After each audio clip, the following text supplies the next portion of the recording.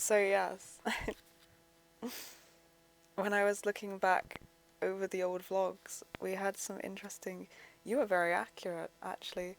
Your assumption of what it would be like was really quite accurate to what it was like and what it would take and how capable we were and the cost it would have.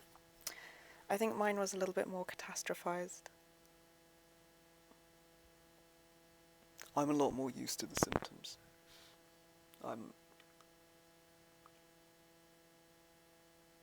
I live in them. You are used to being protected from them, blanked from them. It's new that you can see them. I doubt you yet know what we're capable of with them. Well, here's a shock. I'm having fun learning. It is surprising. Fuck.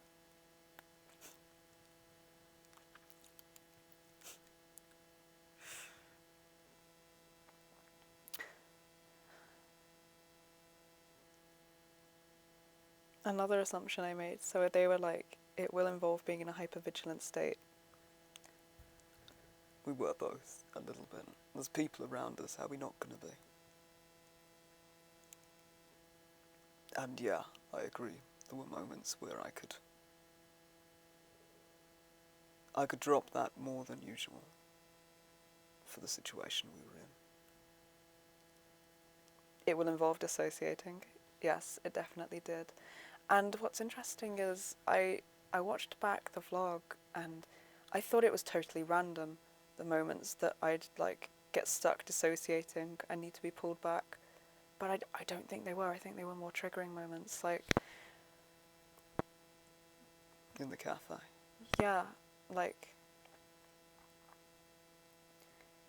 we'd just spoken to the dude who was very nice, but he was an older guy.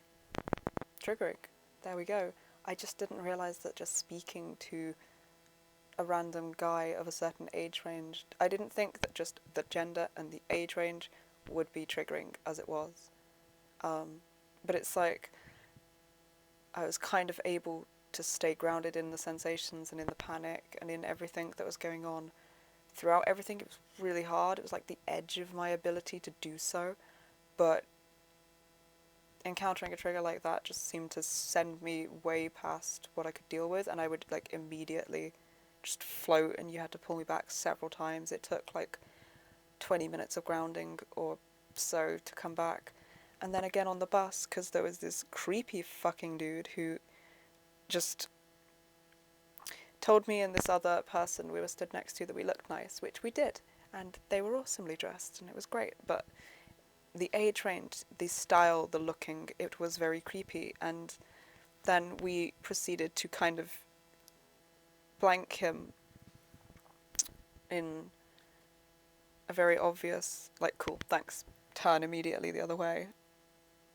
And then he kind of engaged more with the other person next to us and asked about their tattoos and leant way too close, just obviously trying to get too close, because the level he was leaning at, it was all just...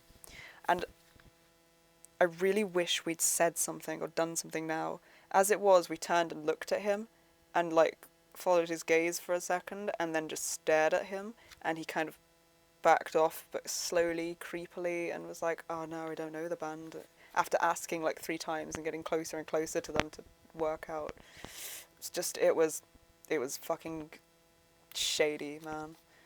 And so we weren't completely evasive, which I love. We cut off and disconnected for us, which I love. When he started being creepy with the other person, we kind of re-engaged in that we stared him down, and I love that. And I wish we'd said something. I wish we'd been like, you are being invasive and uncomfortable, or like... Because he asked what the band was 3 times. Now I wish I just shouted My Chemical Romance in his ear and been like, oh sorry, you were getting so close, I just thought you were having trouble hearing. Like, do you need to stick your face near my cleavage as well to hear what I was saying? Like, I really wanted to fucking say something, but once, like, just literally just from the second he looked at us and spoke to us, I was like so barely in my body, and it was so hard to just, like, the bus blurred, I went back in, I was like standing staring for most of the rest of the ride in total silence. Vince had to snap me back to the body like a lot of times for me to actually be able to start to ground. It was like so fucking creeps. I'm gonna fucking say something next time that happens near us. Staring him down was not enough. The thing is, like, you second guess yourself, or I do, and it's like I don't want to make a thing out of it. I don't want to be, I don't want to make a big deal. What if I'm wrong? That's always it. If you want, you can give me permission, because I don't care if I look like a dick. And if we're wrong, I trust our guts, I think. I trust that there is no way you were wrong. No, that's the thing. Looking back, it's like it's so obvious I was right, but in the moment, I just gaslight the shit out of myself until I am unable to act. So yes, do you know what? Next time we're in a moment like that, you have complete clearance, and I co-sign the rights to say something, and I will be happy for it. Right. I feel like I've just made a deal with the devil somehow.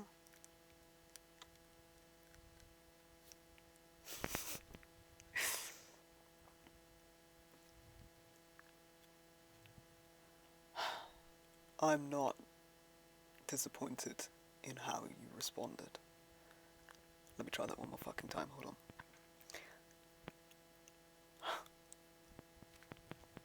You could have responded a lot fucking worse. Once more. I'm proud of how you reacted. If I can get there eventually, Jesus Christ. I'm proud of how you reacted. I think you did good by us. You prioritised us in that. That's exactly what you were supposed to do, not prioritise them. Once they looked uncomfortable, you did re-engage in a way that may have made a difference to his behaviour. You don't know. I think you behaved pretty fucking perfectly there, to be honest. And considering everything you were going through at the time, I think that's impressive as hell. Please don't thank me.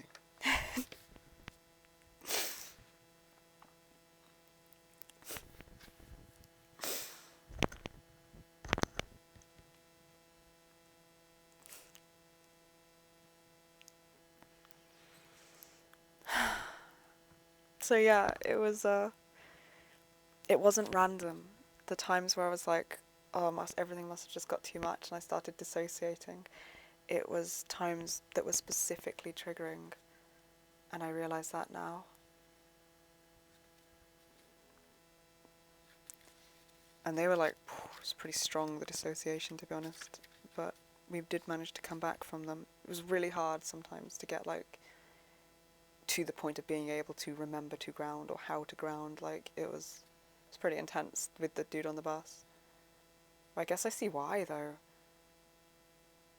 And there was another bus driver that just like yelled at me for asking if he was going to the stadium and was like, no, it's across the side of the road. And I knew it wasn't, so I was like, for the stadium. And he was like, ah, and just starts to like slam the door in our face. As they were closing, I like stepped back and went, thanks, and was like, what the fuck? And that kind of almost, it didn't make me dissociate. It did make me feel a bit like sped up, panicked, like, have I done something wrong?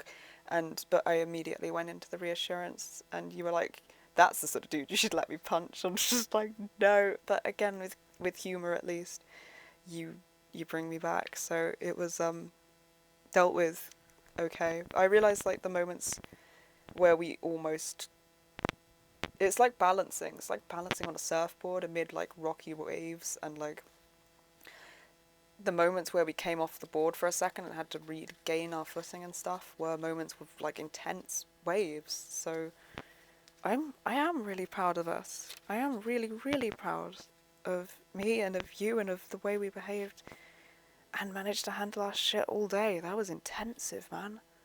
We've been mostly resting, so I haven't really like thought about everything we did, because it was just get through, survive, do it, make sure we don't miss the last train. You know, it was all like functional, and half of the functional was try to have an experience that we can relax during and enjoy. So it was like, I haven't reflected a lot on how we dealt with everything, and now that I am, I'm like, whoa, We did some fucking immense work that day. That was a lot. Fuck yeah. It was a lot. Jesus fucking Christ, woman. Girl.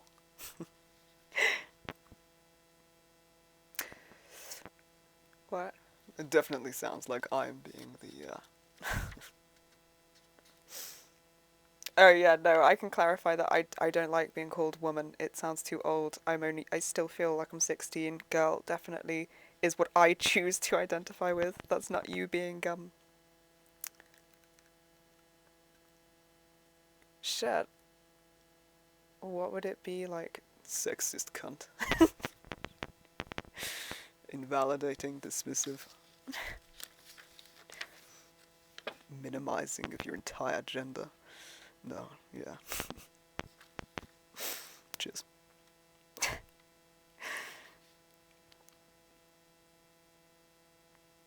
No, where am I? Oh, another thing I said during this vlog was like, from the beginning of the month was, it will be constant work to manage symptoms. Yes, entirely accurate, completely accurate. That was, it was second by second, minute by minute, and it was like the gap between having to employ some skill set or another just got progressively longer by the millisecond as the day went by, and by the end of it we had like, I would go so far as to say maybe 2 minutes at a time where we'd feel totally in our own world. Well, I don't know about you. No, yeah, it was symbiotic when you could. I think that was one of the parts of it that was.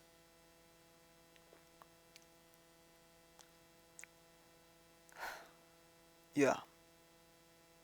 That was the, what the fuck's a word for shock, but good? Like, if you go into shock, but it's a good thing. Is that just awe? Yeah, that was one of the most incredible things about it. We had good connection. We had good communication. I could tell what you were feeling. You could tell what I was feeling. I knew you could tell. There was less distance between me and you, between me and the body, between you and the body, between you and other parts of you, between me and other parts of me. I think that was...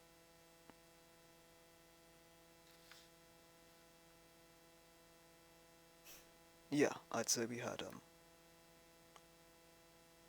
I'd say slightly less, like, I'd say probably a maximum of a minute and a half at a time, at the longest, but before something else would come up and we'd have to sort of work through that to get the next bit of time where we could be that.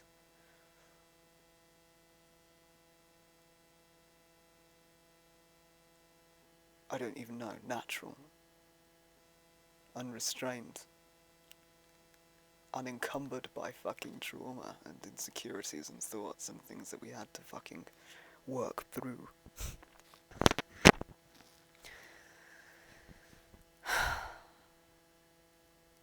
Good. I'm glad. I just didn't want to speak for you. I'm never certain, that's the problem. This is why speaking out loud is a thing, or tapping. I need some context for that, love. We can't, like, talk inside too great, so whenever we actually manage to kind of talk inside, like if we're in the room and somebody else is asleep, or if we're in a place where it's too loud to hear each other, we can try and hear each other inside. I don't know if, I think I struggle more, but either way, sometimes it's just like there's too much space between us and stuff doesn't carry far enough for you to hear it, or it feels like there's walls. But sometimes you can hear, but you can hear many different sentences, and it's like, well, which fucking one? Like, I can just about hear your tone sometimes I can't. So we've started, like, we'll tap the finger along with what we're saying, and then you know which voice to pick out, and it helps the words, like, be more real, and it helps to give clarity and confirmation on the fact that these things are being said, and this is what's being said. But yeah, entirely accurate. It did take constant work to manage symptoms, and there were moments where we didn't literally, yeah, just moments, but beautiful fucking moments where we didn't have to manage symptoms for a bit and we could just exist. And that was fucking incredible. And then younger parts did get pulled to the front occasionally. And I managed to stay present with them to meet their needs. I do need to work a little bit more on being in and holding those intense emotions and not being pulled into the fear and having beliefs and catastrophizing thoughts go off and pulling my actions with them. Like, I need a bit more self-regulation when I'm feeling that strong passive influence from younger parts that are really close.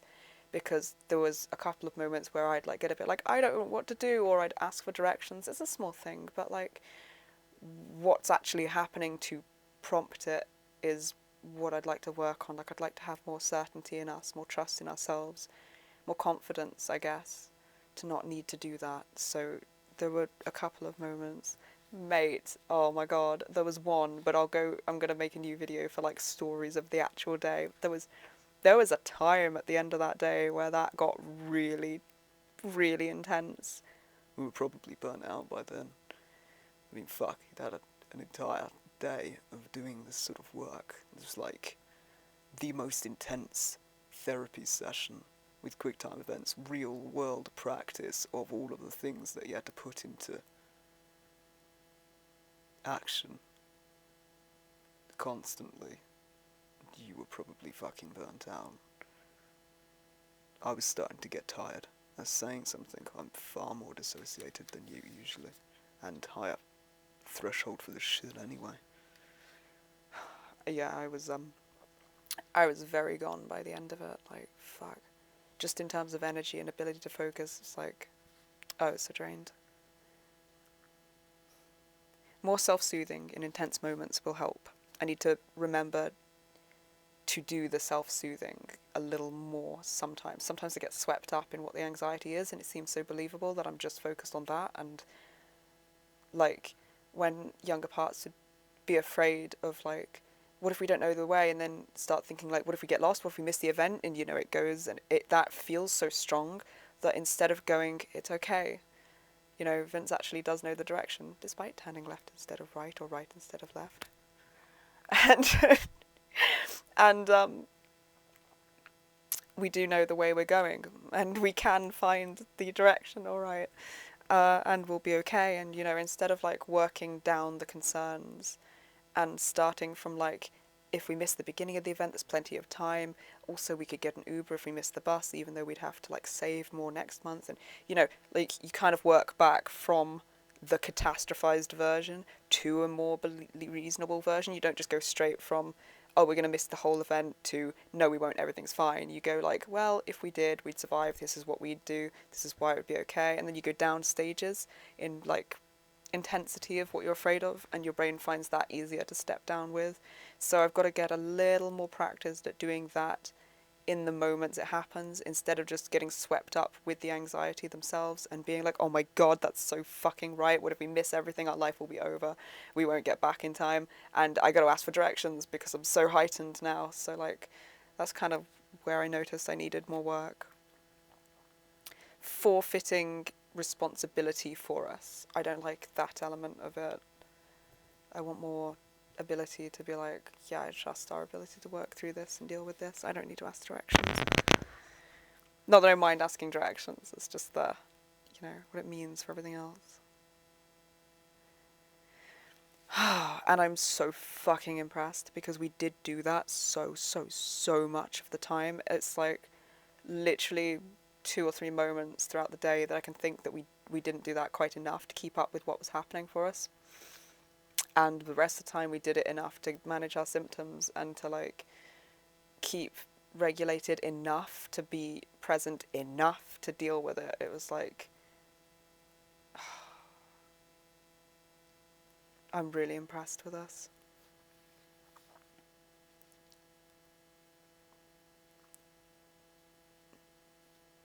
We were very rarely overwhelmed in our ability to cope to the point of like really having anxiety and panic and losing our footing in which skill sets to apply when. Like, we were rarely overwhelmed to the point where we lost what we were doing and the ability to do it. I would say towards the end of the day, I was a couple of times, and then, but I think you're right. I think it was so much at that point. And that's the first time that we've done any of that. I think it was fucking brilliant. Yeah, it was, actually. We were. You're right.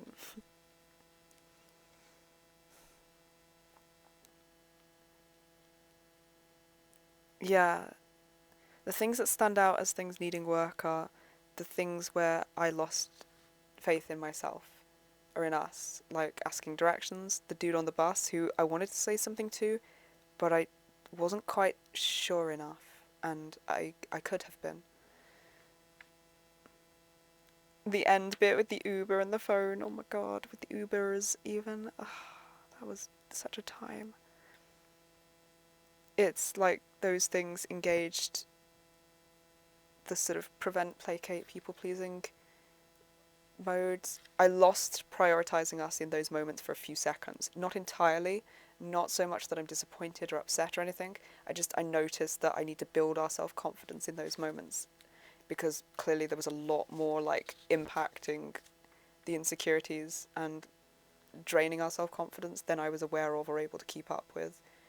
Especially when you're dissociating and you're triggered into really intensive, dark, young sort of seeming trauma. Some people might say that that was actually quite difficult to keep up with. Okay. Do you know what? For the situation, I did very, very well, and I don't expect it could have been done better. Not the first time, anyway. Yet.